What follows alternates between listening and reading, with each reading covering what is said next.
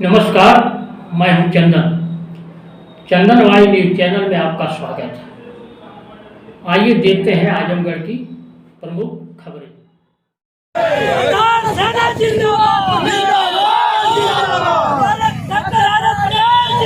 जनहित यात्रा पर निकले सरदार सेना के राष्ट्रीय अध्यक्ष आर.एस. पटेल पहुंचे आजमगढ़।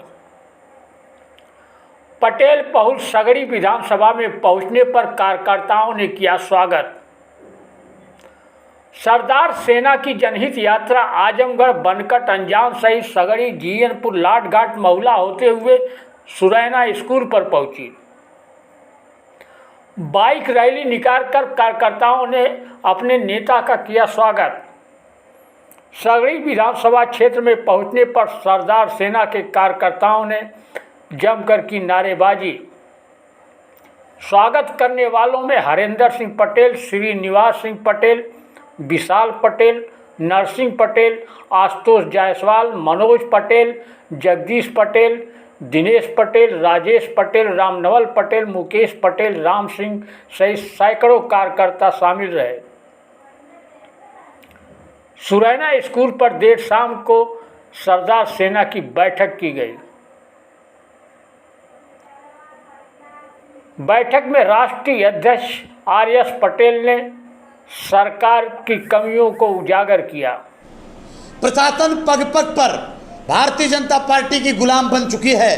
वह नहीं चाहती इस देश में जातीय जनगणना हो, क्योंकि प्रशासन में ज़्यादा से ज़्यादा वर्तमान में वही भारतीय जनता पार्टी के गुलाम लोग हैं। दूसरा सवाल आपका कि जातीय जनगणना ही क्यों? जातीय जनगणना इसलिए क्योंकि हमारे देश के संविधान में संविधान लिखने वालों ने जब लिखा, तदुपरांत जब ओबीसी को इस देश में अधिकार देने की बात आई, तब कहा गया काका कालेलकर रिपोर्ट तैयार करने को। जातीय जनगणना 1951 में उसकी पूरी सिफारिश आई करने को, लेकिन उसको दबा दिया गया। 1931 से लेके आज तक 1951 में भी नहीं हो पाया।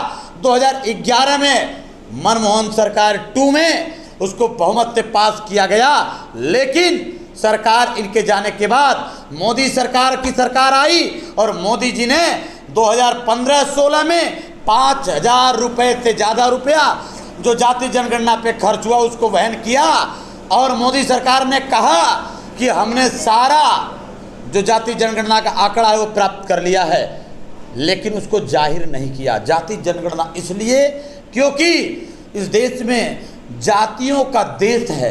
यह भारत जातियों का देश है। कुत्तों की गणना होती है, बिल्लियों की गणना होती है, चूहों की गणना होती है, पशुओं की गणना होती है, हिजड़ों की गणना होती है, लेकिन भारत में पिछड़ों की गणना नहीं होती है। अभी हाल ही में मोदी सरकार के कैबिनेट मंत्री ने कहा कि इस देश में SC/ST की जनगणना तो हम करवाएंगे उनकी जातियों का, लेकिन ओबीसी और अन्य जातियों की गणना हम नहीं कराएंगे। मेरा सवाल है, इस देश में अगर जातियों को वास्तविक अधिकार देना है तो जब तक उनकी वास्तविक आंकड़े आप नहीं ला देंगे, उनको आप वास्तविक अधिकार नहीं दे पाएंगे। मैं एक सवाल करता हूं पत्रकार साथियों के माध्यम से सरकार से कि कहते हो कि कुर्मी ज़्यादा से ज़्यादा नौकरियों में स्थापित हो गया है, उसका आरक्षण समाप्त कर देना चाहिए। कहते हैं कि अहीर सबका अधिकार खा गया है। तो मैं पूछना चाहता हूं, जातीय जनगणना जब आपने करवाया नहीं तो आपको पता कैसे चला कि ये सबसे ज़्यादा अधिकार में हैं?